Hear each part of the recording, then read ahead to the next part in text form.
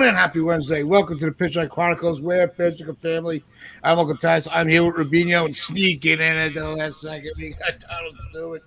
And, hey, talking about sneaking in at the last second, what looked like it was just something that was going to be dragging on. Bellinger is a Yankee. News came over last night. Everybody was all stoked about it. It was just something that we had a feeling, and we talked about it on Monday. It was just, we felt that I was very headstrong. I thought it was just a matter of time before the money part of it got ironed out and how that was going to affect the package going over. But we have a Cody for Cody trade. And listen, I am all for it. But I want to throw it over to Rubino for a moment while I take some advice from the chat and see why my volume is echoing. So, Donald, Rob, sorry, give us your thoughts on the Bellinger trade. I like it. I think the echo might be coming from Donald, actually. Are you wearing headphones, Donald? Anyway, I like Bellinger. I think it's a great fit, and we needed a big lefty bat. Yeah, I don't hear the echo anymore. I think it might be coming from cousin Donald, but I'm sure he'll figure it out. Donald's a savvy guy. This is a savvy move. This is a big move. We needed it. And I know people might think it's a bit of an overpay when it comes to only $2.5 million coming off the books. But guys, let us know if it's fixed so we can try to figure this out. We want to make sure that there's no echoing going on here. So let us know if you still hear it. We can try to figure out what's going on with the sound. Just for Poteet, I'm perfectly fine with it. I like Cody Poteet, but you're telling me this is a guy that was laughed at when we signed him last year. Now, who's that? Oh, it's the World Series move, right? Yeah, who's this guy? And now, next thing you know, he's being flipped for Cody Bellinger, a big left-handed bat that can play either first base or the outfield. And according to Nightingale, grain of salt, he's going to play center field. So hopefully that's where they keep him. I think he's best suited for the outfield, and that's going to be a big addition, and they're going to go get a first baseman next. And they're not done, and I love it. They're moving quickly. They want to get this stuff done. They want to upgrade this team as much as they can. Bellinger's a great addition. They finally got their first big bat, and I think they need at least one more big bat, and they're good to go.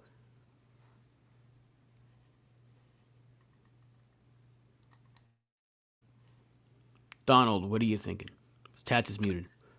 I think, and I'm actually wondering whether Brian Cashman wore a fucking ski mask to get that trade, because that is an absolute steal. So I want everybody to hit the like button just for that steal that we just got, because that was a steal, right? That was a steal, right? That's like some sort of voodoo mind trick that Brian Cashman managed to pull with Chicago to go, you will give me your best player, plus you're giving me $5 million for a middle reliever / spot starter. And the Cubs are like, okay.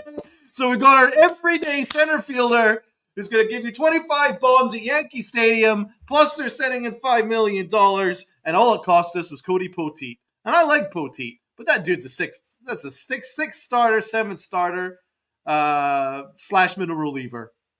There's no way that's a bad trade. It's actually impossible for that to be a bad trade, because you're getting an everyday player for someone who's not going to be an everyday player. So whatever happens with Cody Poteet, even if he gives you what he gave you last year, it's still a win. And last year was a bad year for him, but even if he gives you that, it's still a win, because you're getting more than what you've given up. That's when Brian Cashman's in his bag. It's these kind of trades. This is the kind of stuff that Brian Cashman excels at, right? Now, I'm not a Brian Cashman fanboy by any stretch, but what I'm saying is this is his bag.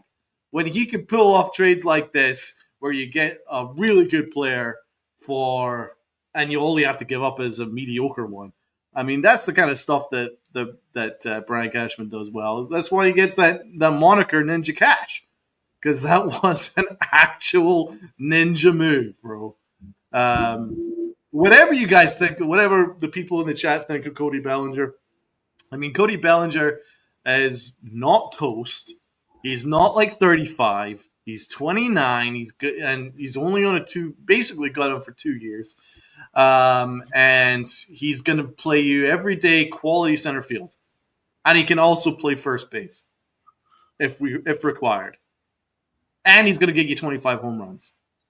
Minimum. At Yankee Stadium with that lefty swing, minimum.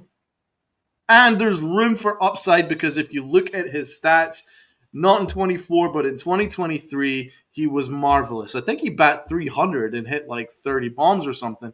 I mean, that dude can play.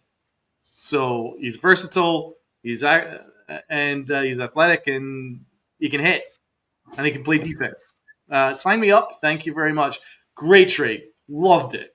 Absolutely loved that trade. And to be honest, I've loved this offseason to rebound from where we were last Sunday to be at this stage now where we've got where we've signed an ace.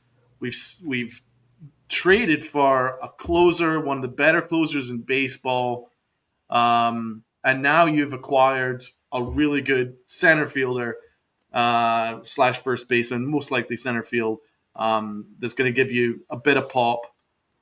I mean, that's a good start. And we're not even finished yet because obviously we still have 2 positions left to fill. That's in the infield, 1 infielder plus a first baseman. So 1 in like second / third and 1 first baseman. And we're pretty much there. We're pretty much set. And to be at this stage is remarkable considering where we were just a week ago where it looked like we were staring into an abyss. So I have to give Brian Cashman a lot of credit. He got out in front. And he was very vocal. You were seeing him a lot. He was out there. He was talking to people. He was talking to networks. And he was the face of it. And he's like, we will be aggressive. We're not going to spend stupid. We're going to be aggressive.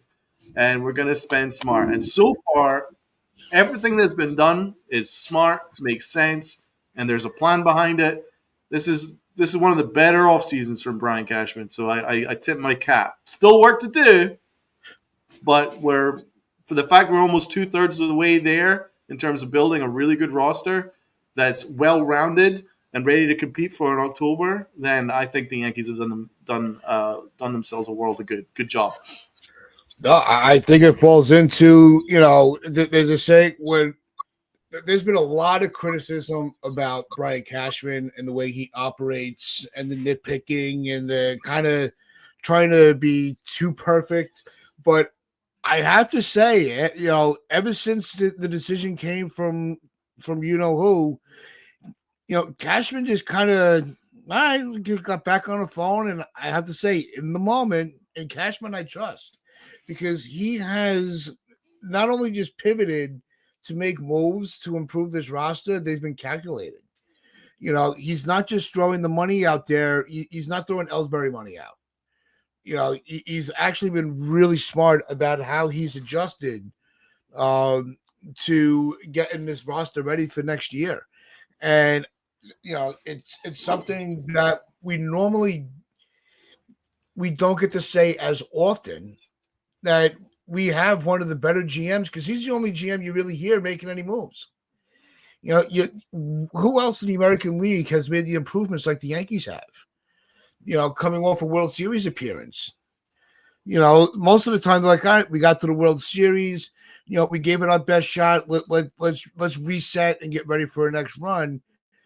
Cashman's making the moves to get back to where they were, plus some.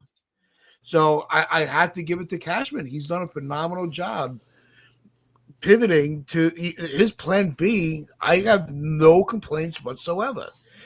And I like the statement from Williams, by the way, that he made, and where he makes a statement where I'm going to paraphrase. I don't remember the exact quote, but pretty much that the Yankees are the premier destination. And I thought that was, especially with all the mojo coming from the other borough, I thought that was a really nice touch to get in and really well, really quick with Yankee fans. Everybody we've added has been in need, and I want to know who in the front office is watching the channel, specifically Donald, because every single move that he had in his plan B is what the Yankees have done. So Anyone who says That's that why you guys need to like and subscribe to the Pinstripe Chronicle. anyone who says that You we know don't what know we're ball, talking about, all right? I gotta say Donald knows ball, so I want to give a shout out to my boy down there. But yeah, I mean this is huge. So I like it. There's still more to be done. I don't know what's next. It's probably first base, but if they can move Stroman, there's more money to be spent. I'm not saying they have to go and go past the $300 million or 301 mark, but like ideally I was like, oh, we can go get Walker and 10 or Scott, but the thing is, you can go get a couple of lefties on the cheap. Like, you can go get an Andrew Chafin and bring back a Tim Hill. Or call up St. Louis, because they got like 4 lefties in their bullpen. I love John King. I know the Yankees like John King. And they got a guy, Jojo Romero, Liberatore. They got a bunch of lefties that you can get on the cheap. So, the Yankees can improve this bullpen still for very little money and still use the rest of what they have to go get first baseman. Whether that's Walker, whether that's Santana, whether that's Alonso. I don't want Santander at first. That's like my only nitpick, I guess. Even though I can't really be picky about first base because we don't have one. I would prefer if they got Santander, you put Bellinger at first. But they got money. They can move Stroman. And they just got to really... To me, you just got to get a first baseman. Because I think you can stick Peraza at second and he'll be fine. Or you can have a battle between him and Vivas, unless you can go get a second baseman. I don't know who would be available. That's why I really wanted Horner in this trade, but I'm perfectly fine with Bellinger, man. That's a great addition. Big lefty bat. Put him right in front of Aaron Judge or right behind Aaron Judge, and he's going to hit 20. Easy. You got your big pop from the left side, and I don't know why anyone's complaining about this, and a lot of people bringing up his age, like, he's not 35. He's not Christian Walker's age. He's not Santana's age. He's not Goldschmidt's age. He's 29 years old. 30. Yeah, since when is that old? Jesus, I'm ancient. If 29 is old, then I should be in a fucking Walker. So yeah, right. let's cool it on the age stuff. He's not old by any means. Plus, as I say, in 2023, he was a little south of 30 bombs, 26 home runs, 97 RBIs, and 20 stolen bases. Only 87 strikeouts, and he bat 307. So that was just the year prior, right? I mean, that's not like it was like 3 years ago or 4 years ago. It was just back in 2023. So that's not bad. Last year wasn't a great year, but still, representative. I mean, 18 homers, 78 RBIs, and about 270 batting average. It's not the end of the world. It's still above average, So we're in good shape. That was a good trade. It was a good trade. We're obviously planning on getting more out of him because in 2023 his win above replacement was almost 5. It was 4.4. It went down to 2.2, but still 2.2 WAR is not the end of the world either. So I mean, as I say, it doesn't. It's a great trade because it's a no-lose trade, really. Because what are we giving up? We're not giving up a top prospect. We're giving up someone who we're not going to use too much next year. He's a 6th, 7th starter at best, more likely a middle reliever on a good team. I mean, you would make that trade every single day. So anyone who complains about that, I don't know what you're looking at. Because that is a no-lose trade, really. What are you losing? Cody Poteet? We can get Cody Poteets off the waiver wire anytime. We that's what we actually excel at. So I think also considering I don't think that stadium in Chicago was perfect for Bellinger. I think it's better at Yankee Stadium with that short porch in right field. He's got the perfect swing for it. And as I say, it's not like he's 45. I mean, 29. He's still got 2 years. And yeah, exactly. It's highway robbery, man. Yep. I mean, my God. I mean, this is the biggest steal in Chicago since Al Capone. So, that's a great trade. Great job, Brian Cashman. No, it's look. A lot of people want to point as maybe some of the metrics in his offense may have taken a little downturn, but like you just referenced, Donald, it could be the stadium. You put his swing at Yankee Stadium with the left field, his numbers are going to go up. I don't think there's any doubt about that. But really, his biggest value is his defense. And that is something that's been an issue with the Yankees for the last couple of seasons, where you're plugging and playing, trying to see what's going to work. You don't have to. That's not a worry in the outfield anymore. Paired up with Judge, your outfield defense is fine. Especially with the workouts that Dominguez has been doing with left field. And even if he's not, let's say Dominguez still needs a little work to be done, we still have Grisham, who is an excellent defender.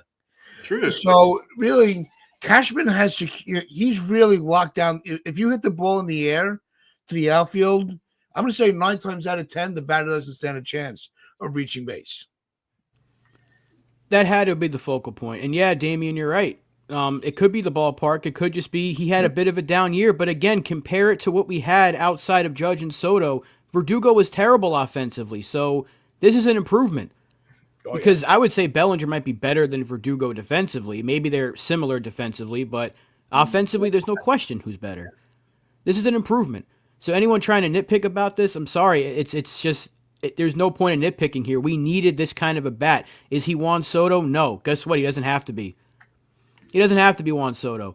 The Yankees needed a big left-handed bat to stick either in front of or behind Aaron Judge because you need that protection. And now the defense is a hell of a lot better, and that's the approach they're taking is defense first here. And fortunately, like I said the other day, you can add defenders who are also good bats. Bellinger's one of them. Now we'll see who they go to next because there's a lot of rumblings about Goldschmidt lately. I'm a little skeptical about that, but this is a first bat they've added this offseason, and it's a good one. And it was a must-get because there are a few left-handed bats that can provide what Bellinger can. One of them was Soto. The other one was Tucker. They're both on other teams right now. So this was one of the best choices they could have gotten, and they got him. And I like Cody Poteet, but Donald is spot on. We create Cody Poteet every single year. That could be Beater this year. That could be Will Warren. Yeah, we had the exact same. That could be Will Warren this year for all we know. That could be some random dude we pick up. That could be Brubaker this year. Let's not forget we still have him. So the Yankees can create Cody Poteets like that. Like it's thin air. Again, that was the move that was getting laughed at. He was our first major league signing of last offseason, and people were saying, who the hell is this guy? Another injured dumpster dive. He just got us Cody Bellinger. So I tip my cap to Poteet. It was a lot of fun watching him. Brad brought it up earlier in the chat. He dueled Yamamoto on that one night against the Dodgers in June. He did a lot of good things. He filled in, but you're telling me a spot starter can get you Cody Bellinger? You make that trade 10 times out of 10. And he'll be fine with the Cubs, but we needed a Bellinger. We didn't need a Poteet. It's as simple as that. If we went back 12 months and we were told when we found out that we have a Cody Poteet, right? And we were told that in 12 months from now, we would trade him for Cody Bellinger, we would be like, yeah, where do I sign up? Exactly. What are we smoking here? Because in 2023, Cody Bellinger was top 10 in the MVP rank in the National League. So that wasn't that long ago. No, you took a guy that's a spot starter. He had I think it was 5 starts with the Yankees in 24 with a 2.22 ERA, and you turned him into Cody Bellinger. And not only that, the Cubs also sent over $5 million, to cover his contract. I mean, that's what I'm saying right now. And Cashman, I trust because he's been very calculated this offseason. And there's still work to be done. And I know as soon as he made that deal, he was right back on the phone trying to get the next move done. Like Cashman I don't think he has slept since the season ended. The winter meetings, he's been putting the work in. I really, we want to yell at him about, fans want to be like, well, it's still not Soto. No, but it's not like like we said before, the Yankees put their work in for that too. It's not like, they offered him 5 and they were just blown away. Like they were going toe to toe with the richest owner in baseball.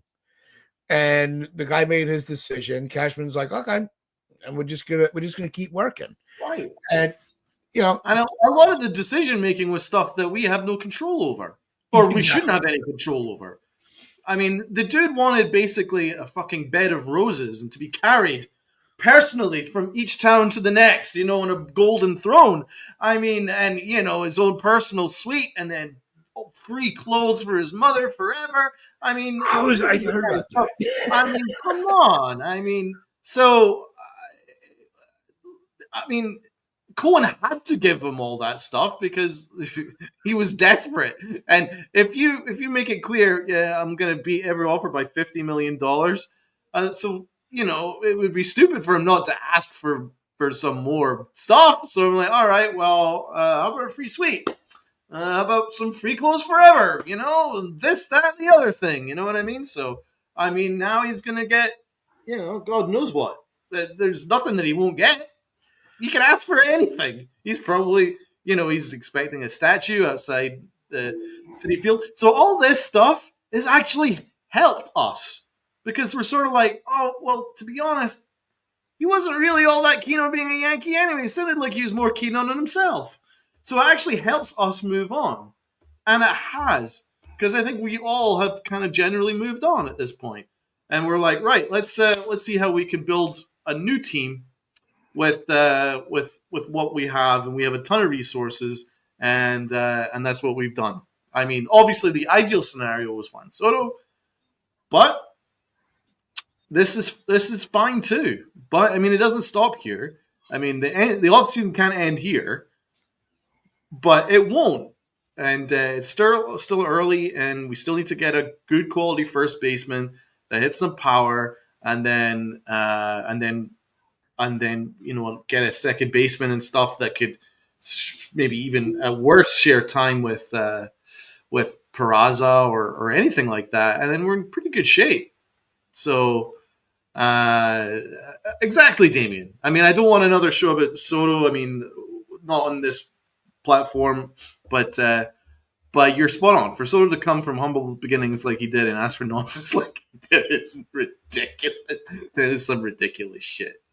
Just disgraceful. But the most disgusting thing about that whole aspect was that he kind of painted it that the Yankees weren't a family organization. I mean, come on. I mean, you could ask for and you can get whatever you want from the new team, but you don't need to kind of push this narrative that the Yankees are don't look after their players and all that stuff. I think that's some nasty business, really is. But it's helped us move on, and it certainly helped me move on because a week ago I was beside myself. So this is fine. This is fine. I'm quite positive, and there's still work to do. Yeah, it was a little childish from Soto and all the other shit, but look, that's not our problem to worry about. Let the Mets fans, let them have their moment, because their owner did go all out and say, look, but one of those, like Soto said, I want a bronze statue by opening day. Cohen would be like, okay, because he was that desperate to impress his fan base. I don't care about the guy anymore, but what I do care about is our chat, because the chat is bumping today. We got 89 people watching, and we are closing in on the 1,000 mark, guys. We're only 31 subs away from 1,000 subscribers, so help us get to that gigantic milestone. It would be huge, and we were looking forward to it because it's a big number for this channel. We've been doing this for a while. Hitting that 1K is going to be special. I couldn't have asked for a couple of the two best co-hosts I could have had, so thank you to everybody in the chat. And help us get to 1K. So hit that like button, hit that sub button. Member up, join the family. Let's talk some positive Yankees news because Soto's yesterday's news. He's last week's news. He's in Queens now. We don't need to talk about him no more. Let him do his thing. Let's talk about the New York Yankees. What's next for the Yankees? After Cody Bellinger, what is next? I think the move next is first base. And I think that's the pivot. Like that's the next, okay, that's the next call. I think at this point, if you're able, if Walker really wants the fourth year, I was all over Walker when the offseason first started. Then I kind of backed off from him, saying if I can get younger, I'd like to get younger. But his defense, I think that's really where his true value will lie, and his ability to put the bat on the ball. You might not have the power numbers. You might not be a lefty at first base, which I always prefer. But I think Christian Walker, the more you go back to that scenario, I think Walker falls into place a lot more than some of the other guys that are free agents. Let's not say a trade is not an option for, say, a Nathaniel Lowe. Because the fact that we didn't have to give up a haul for Bellinger still leaves us with a lot of capital to make more trades rather than handing out big contracts. Agreed. I think first base is going to be the big priority acquisition.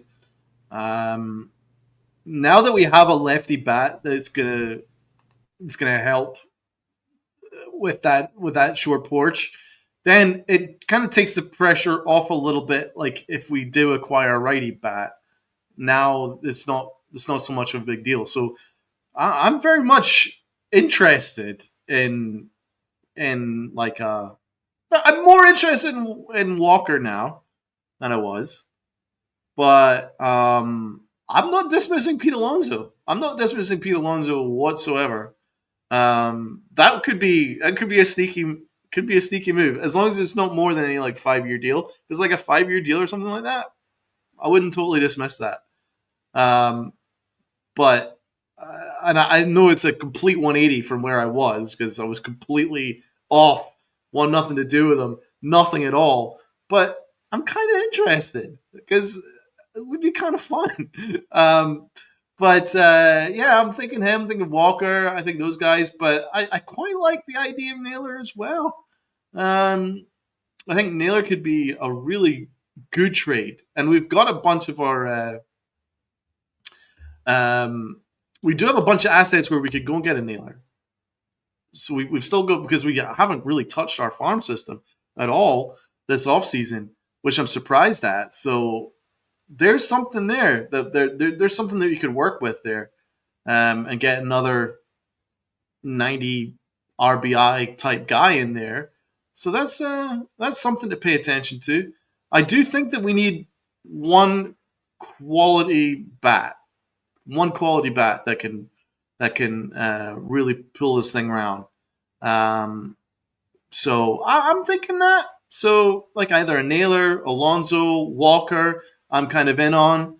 I love Goldschmidt. Goldschmidt is one of my favorite players in the league, but I just think that this past year was bad for him, and I don't see it going to get much better at his age. So I'll probably stay away from that. Other move, if not first base, you could always go 1-year rental first base, say a Santana, right? And then that means that you could focus on Murakami next year, which means that would free up third base to make a big-time acquisition, like Bregman. That's another option as well. The cool thing is the Yankees aren't out on any of these names. They're very much interested in all of these names. It's just which one's going to fit what they're looking for.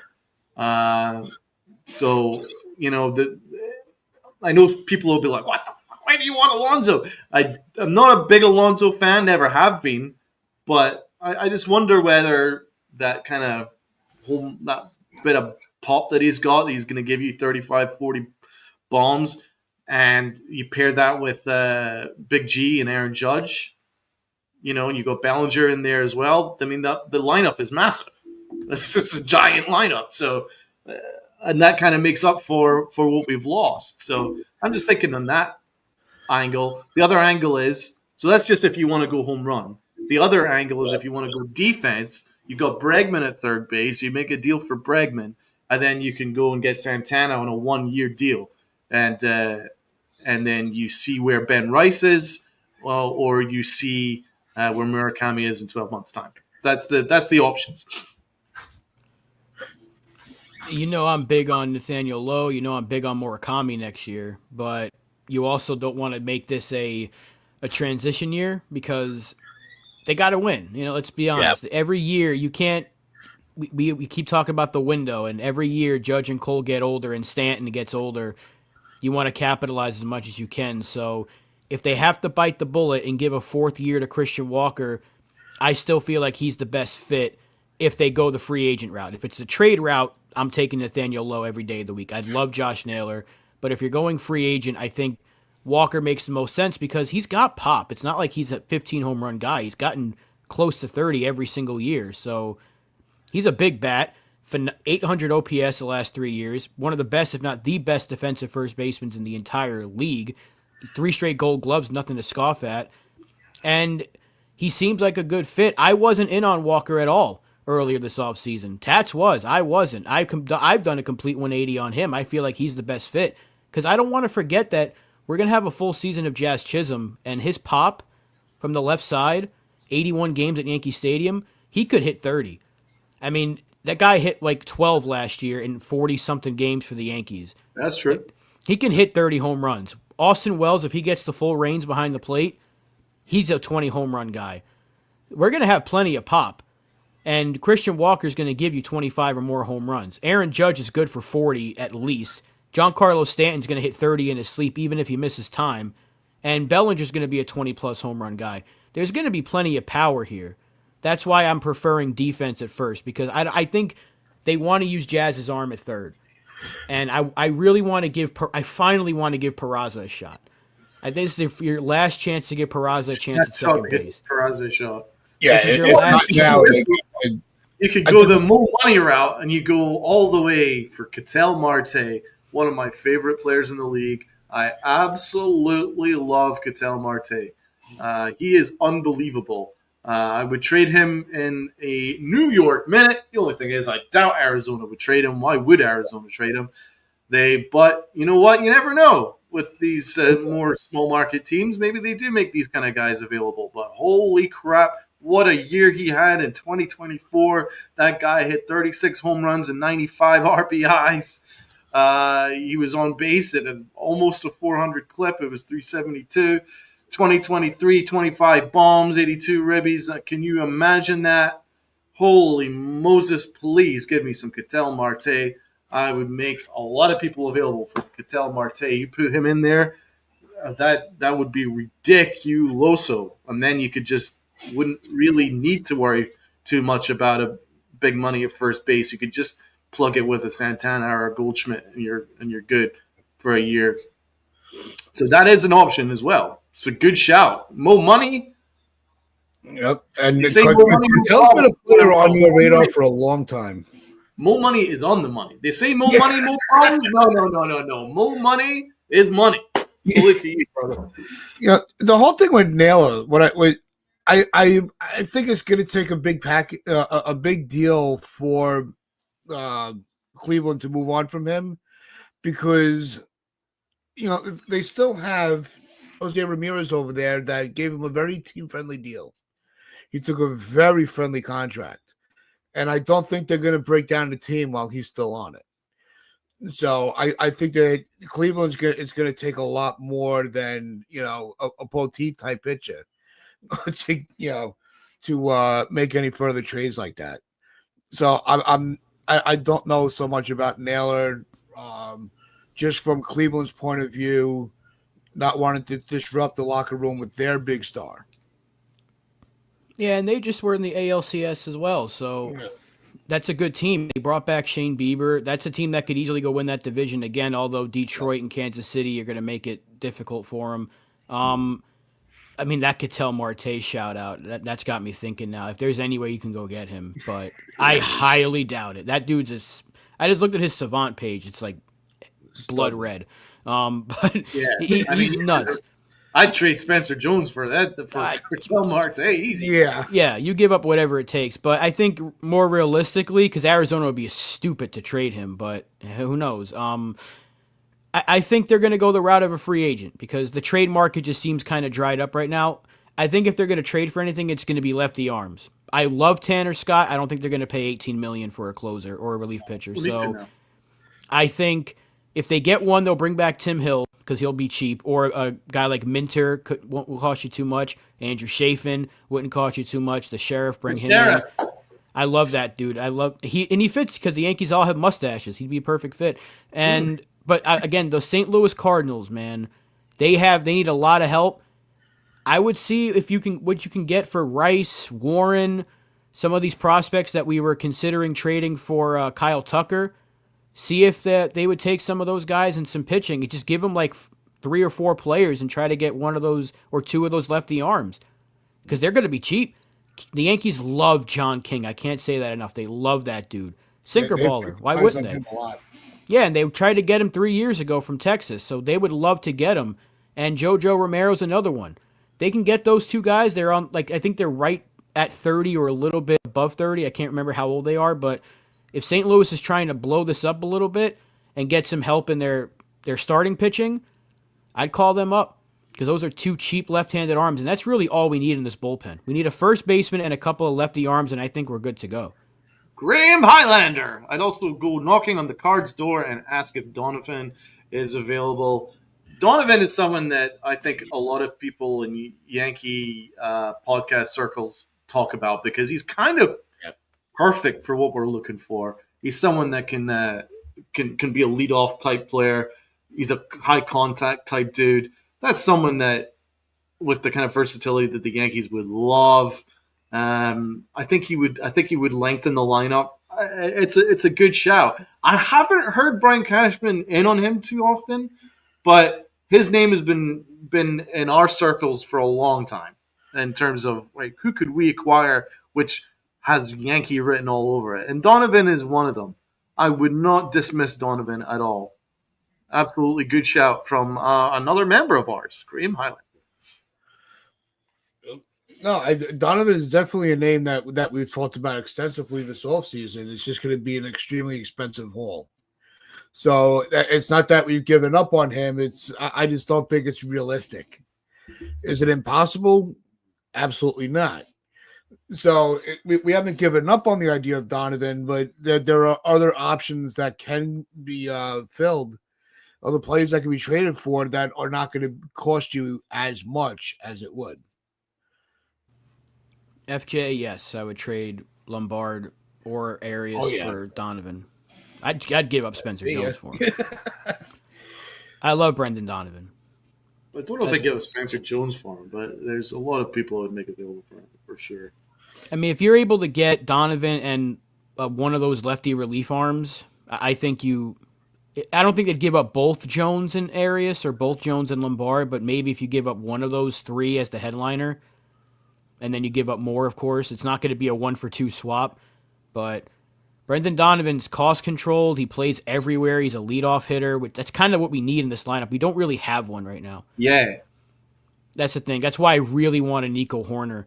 And maybe the Yankees can circle back to the Cubs and make another trade for the guy, but we need a leadoff hitter because I don't want Volpe there. We've tried that experiment 2 years in a row. I think Volpe's perfect for the bottom of the order. Right now, your leadoff hitter would be Dominguez. I don't know. It's kind of a tough thing to ask of him. Unfair on him. Yeah, so you don't really have a leadoff hitter. So I think they might have to go add. They might have to add a second baseman, and if they could pull off a big trade with the Cardinals and still go get a first baseman, that might be the route. But everything's a wait and see game because there's still months to go. But that's why I'm glad they've made these moves as quickly as they did because it gives them so much time to figure out the last remaining holes on the team, and there's not that many left. And you could put Jazz there, but yeah, I mean, it's not my first choice for that. I actually recommended Jazz earlier in the when we first acquired him, I was thinking he could be an Alfonso Soriano type, but you know what? In the playoffs, I looked at that big golf swing of his, and I think he's better suited to the middle of the order with that big swing of his because that doesn't scream high contact. That screams someone that when he makes contact, it's going far.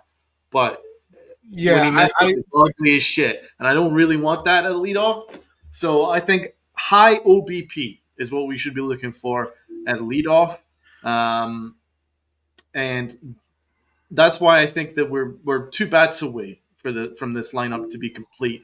One, you need another big bopper and 1 solid contact bat is what I'm looking for. And then I think you'd probably put that up at leadoff. Yeah, I think that's where Walker fits in. to circle back to him because he could, he puts the bat on the ball. He's a contact guy, and he also can hit. So, but I don't see him I don't see him either as a leadoff hitter. So I don't know maybe it would be Jazz. He was the guy that we talked about could be that spot in the beginning of the when the trade first happened. I don't know where you got Christian Walker being a leadoff hitter from, but knowing the Yankees, I wouldn't be surprised if they tried it. They could try Bellinger at leadoff for all we know. The Yankees are weird. That's the one thing that's missing right now. And I did get my words. With Christian Walker, even if we get him, we still wouldn't have a leadoff hitter. Okay, that's how I was trying to get around to it. That's a middle of the order bat. That guy's going to hit 30, that's especially like if he's 5 behind. or 6 in the lineup. He could hit cleanup if they want, but the fact that he's if he was a lefty, he'd be the perfect cleanup hitter in between Judge and Stanton. All right, so if he was a lefty, I'd have signed him already. Yeah, I think that's the only thing. His baseball savant is crazy, bro. Christian Walker, I'm telling you, I've been trying to, I wasn't in on him because of his age, but I'm looking at these numbers of his, 800 OPS, he'd be our second best hitter right now. Yep. And that's what I'm saying. I had a conversation on Twitter with the Yankee realist, and shout out to them because usually if you disagree with somebody on Twitter, certain people will call you a moron. We actually had a good back and forth, a good conversation, and I was like, we really can't be picky about who we choose at first base, and they were basically saying, but he's kind of on that side of the decline, and you don't want to get into that area, that red area. And we came to an understanding that our top choice would be Nathaniel Lowe, but if the trade market kind of isn't there, Walker would probably be your best bet, unless you go with the rental like Santana. So I'm glad I had a good conversation with somebody finally on Twitter that didn't turn into someone getting called a moron and people coming to a mutual understanding. And what's up, Los? Good to see Los in the chat. Yeah, I mean, if you look at that baseball savant page, there's only 2 blues in the entire freaking page. There's just reds, just a lot of reds. And then if you look at his previous years, even 2023 was incredible. OPS of 830. 2024, 803 is good. 2022, 804. 2022, 36 home runs. 2023, 33 home runs.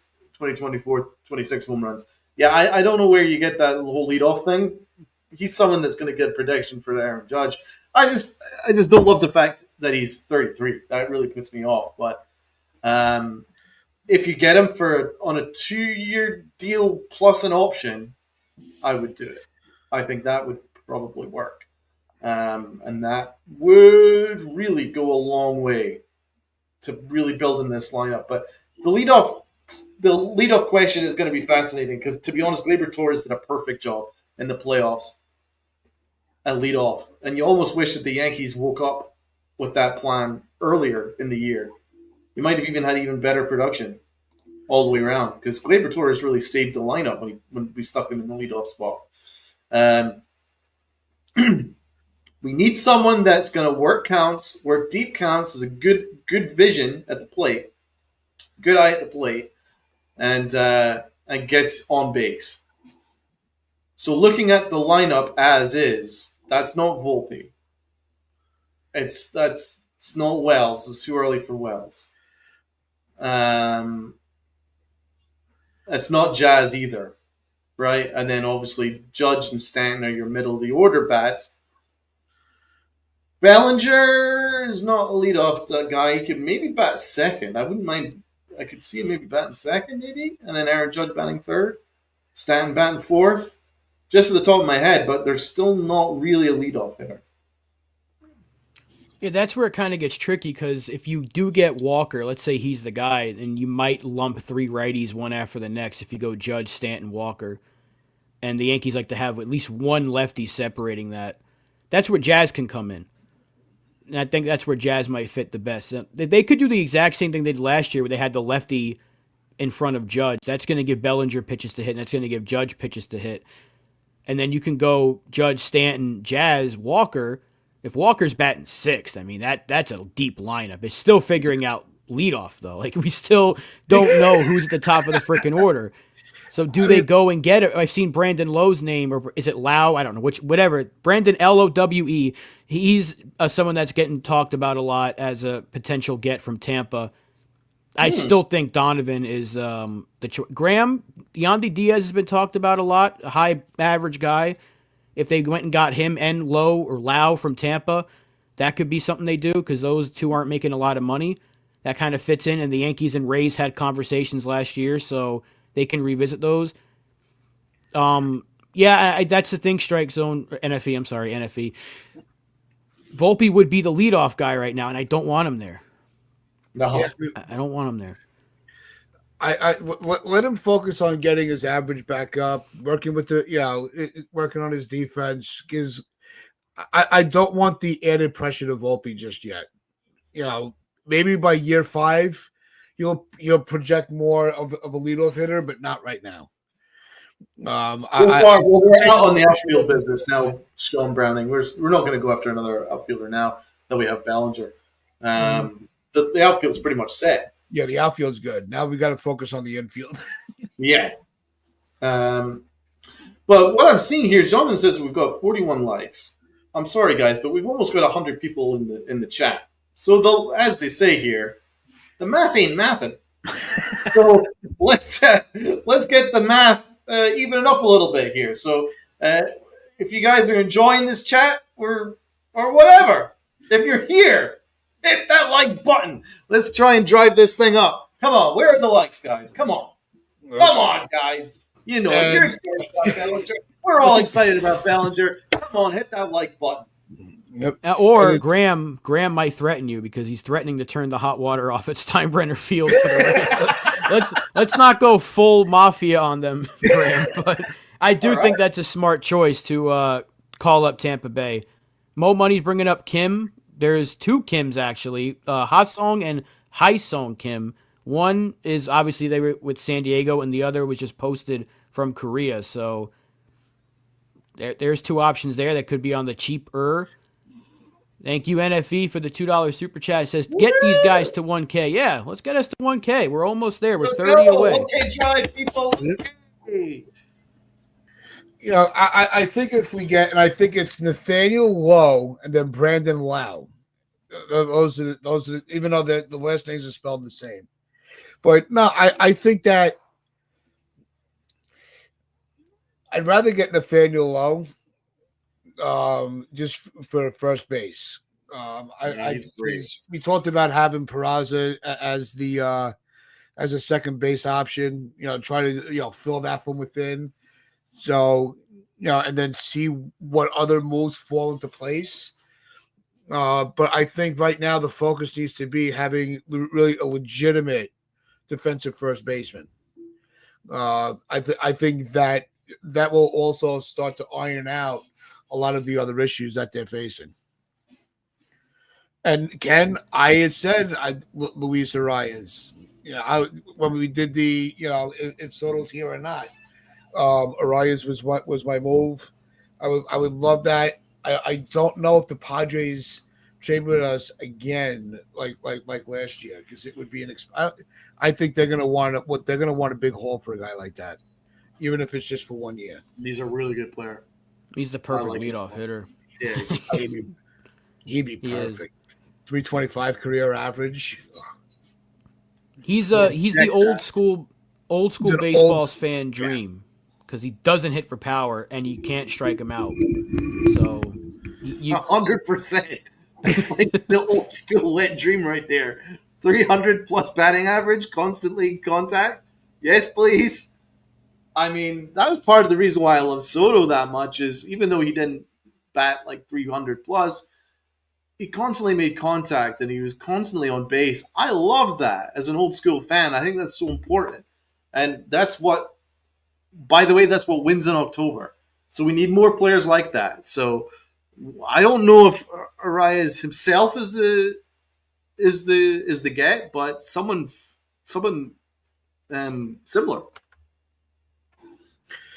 I mean, we could, as much as we really would like to, all right, this is going to be the next move, whatnot. The other thing that finally came to fruition that we actually know is going on, they finally did officially announce Max Fried. So now let's talk about the strength of our rotation for a little bit before we head out till Friday. I mean, Cole, Fried, Heel, Rodon, Schmidt. I mean, that's a legit rotation. That's dangerous. It's a dream. It's a dream rotation. If Rodon can just pitch the way he did last year, then stay healthy. Yeah, stay healthy. Then he's going to be fine. Now that he's a 3 or a 4, Luis Heel just has to build off what he did last year, and Clark Schmidt as a number 5 is. I mean that you can't get much better than that as a number 5 starter. You're looking for a guy at the bottom of the rotation to give you 5 innings. Clark Schmidt's your man. And you got Stroman, who's sitting there as a 6 star. Yeah, I think he's got to get traded. If they're looking to make more moves, they got to get rid of him. It sucks because I like Stroman. He didn't do anything wrong last year. He pitched to his back of his baseball card, and he earned that. The money was actually right on par with what guys of his numbers are making. So that's why I think he's a trade candidate. Because a team like the Athletics, who don't even have a city name anymore, they want to add on money. I would see it. They want to take Marcus Stroman, even if they eat a few $1 million up the contract. See if they can give him up, get whatever you can for him, and go spend that money on first base. Because I think if they want to stay under 301 and still upgrade the roster, you probably have to trade Stroman. If not, you're going to have to trade Clark Schmidt and keep Stroman as a number 5. Yeah, exactly. Not do that, though. I don't know if there's a massive market for him, though, so that's why I mentioned him. But Schmidt, 5th starter is disgusting. Rodon, 4th starter. I mean, that's a solid 4th starter right there. You guys know that this is a podcast that absolutely adores Luis Heel, so there's no question there. I think he's a future ace of the staff. I've been saying it for a while. I think in a couple of years' time, I think he'll be the ace of the staff. Go Garrett Cole, and he's just money. And then you got Max Fried, and Max Fried has the best ERA of starters since like 2020. Like he's filthy good, absolutely phenomenal get from the Yankees. So excited about him. I mean, to be honest, I've been wanting Fried for about 2 years now. At least 2 years I've been like, I feel like Fried, and no one's talking about it. Why is the league not talking about Max Fried? And I'm like, look at his numbers, and I'm like, this dude's giving you a 2 ERA, and not enough people are talking about this guy. This guy is legit. So now the Yankees got him. It's weird that someone that has had like 4 or 5 seasons of like 2 ERA, sub 250 ERA ball, constantly winning, and it's amazing that he hasn't really got much attention around the league. Maybe it's, and the Braves are a big time organization, so I'm a little surprised that he hasn't gotten more notice. But I think he will if he has a similar kind of performance for the Yankees, even if it's a 3 ERA. I think the Yankees will be just jumping for joy because he's going to be awesome. No money. Fried is an extreme ground ball pitcher. Need a good defensive first baseman. They ain't talking about Fried because the Yankees have him. Easy as that. Well, no, I've been talking about him. I've been thinking about him for years now. In Atlanta, and I don't think he got enough attention around the league, even in Atlanta. I think everyone kind of realized he was good, really good. But I think that was also the argument he was underrated. I think the emergence of Strider kind of took the wind out of the sails on the hype about Fried, which might be why he opted not. He took he went to another team. Not that he's a prima donna, but I don't think that. I think the Braves just kind of fell out of love with Fried. I think they were all over Strider, and also the year that Chris Sale had. Well, it's probably because they just know they can fix pitchers because Chris Sale looked like he was on the tail end of things, and next thing What you know, a he's year winning. he had. Holy shit. Yeah, he won a Cy Young, didn't he? So like that's nuts. Did he win the Cy Young? Or he won the pitching triple crown, I think. I'm not sure, but he was outstanding, and he went from being a kind of an afterthought in Boston to being one of the best pitchers in the National League. So the Braves know what they're doing over there, which is why if they were healthy, they lost Strider and Acuna that this year. Those guys were healthy. The NL East would have been. That's why I think the NL East this year is going to be freaking nuts. That division's going to be at least 3 teams. They're going to be really fun to watch. So the Braves are never out of it. They got a good team. They're always willing to spend, and they lock their guys up before they hit free agency for the most part. That's why I think it was okay they lost Fried because as good as he is, Strider's going to be healthy at some point this year, and Chris Sale's new man over there in Atlanta. So I think they'll be okay. But we needed that. But the Braves are a weird one because they don't love to spend a lot of money. They're not really active spenders because remember they didn't extend Freddie Freeman. So I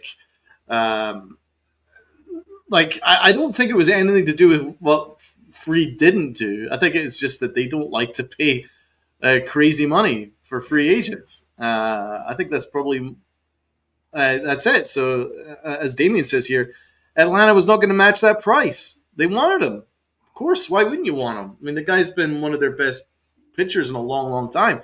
It's just, they don't have the that kind of $200+ million to go and throw around at Max Fried. Yeah. So that was to the Yankees' benefit. It's look, the big thing is he's out pitching now. It's definitely a very dangerous rotation. But now the only thing we have to focus on now on the pitching side is just really securing a little, maybe a bullpen piece, 1 or 2 of those. I'd like to get another lefty reliever to complement the bullpen, but we'll see what happens over the next couple of days. Well, I love the pitching. I think the pitching looks great, and now we have a new headliner to close games, and that's my man. Yep. Devin Williams. He's not too keen on shaving his beard, but apart from that, I think he's going to be excited. So he was saying that from what he heard, that he was going to the LA, and then the Yankees nipped in the very last minute and got the job done. Yeah, he was hearing that the Dodgers were inquiring about him, but he's not pissed off about being a Yankee. I'll tell you that. Can we get rid of the beard rule, please? Yes. At least make it a little more relaxed. I used to work in a place that didn't allow facial hair unless it was a mustache, which I thought was very just weird. Ridiculous.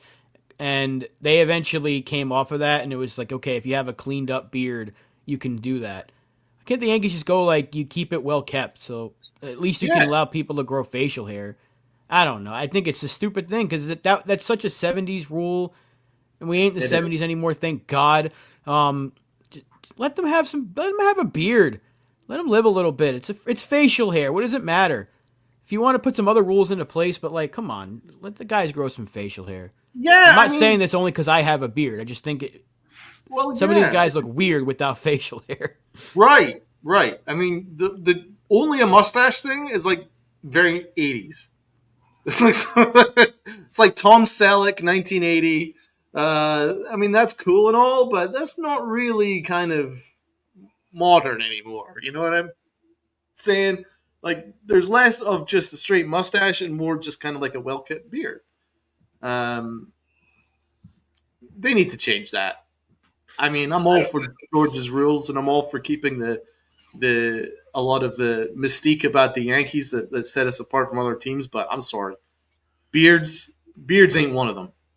You know what I'm saying? I mean, as long as it's not grown to what Johnny Damon wore when he was in Boston. I mean, nothing like that, but something well kept. It's just, come on, it's a little bit. I mean, it's not like they're walking around looking like Brandon Marsh, Well, anyway, I don't want to talk about beards. We've got a phenomenal closer, and that changeup is going to be nasty as shit against bats next year, and I can't wait. I can't wait to see what Williams is going to do. I think it's going to be electric. I think he's going to be freaking electric. Now you've closed out. Basically, you've got 7th, 8th, and 9th sorted out. Because Weaver's going to pitch you 7th, 8th. Now you go Weaver in the 9th. You're kind of set. You know what I mean? Now you just fill out the bullpen with some quality arms, quality middle relief, Tim Hill, something like that. Bullpen set. Yeah, no, I think the bullpen's in good shape. I really do. But to add a couple of pieces is never a bad thing. So we'll put it that for now. We'll see who else. And Ken Claus with another gifted membership. You are the GOAT. But it's gonna wrap things up on the show today. Boom! I wonder who the member is. Buzzer beater. But do appreciate everybody that hung out with us this morning, and make sure you hit that like button, hit that sub button, share this out. Oh, we got another one. And he keeps dropping them in. And do we know who the new members are yet? I'm checking to see right now because right. YouTube chats is not giving me the information. I'm trying to say what's up to our new members, courtesy of Ken Claus. Let's see what we got. Oh, Anthony. Let's see that Manzano and Lou Boogie are the two new members. Lou Boogie. Thank you once again to Ken. Let's Claus go. in the clutch. Ken Claus. Salute to everyone that supports this channel, and Ken especially. We're up 53 likes, but come on, there's almost 100 people watching us, so the math ain't mathing. Although it's improving, it could still up a little bit. So let's get that up a bit before we sign off. And there's a lot of exciting stuff for our podcast going forward. We have the girls on Sunday. These are for the new members or for the people that have just recently subbed up. We've got the girls on Sunday. They do a phenomenal job, Lim and Sierra. We have us 3 times a week. And also, if there's any big breaking news, we usually do reaction streams and things like that. And there will be other things on the agenda. We've got Uncle Tats, of course, doing his midnight Tats After Dark, of course, and there will be one other podcast on the way very, very soon as well. So definitely stay tuned for that. So as we sign off, just remember, hit that like button, hit that sub button, share this out with your friends, your family. The string is on the corner. This is the Pinstripe Chronicles, where fans become family, where those pinstripes of pride and play hard.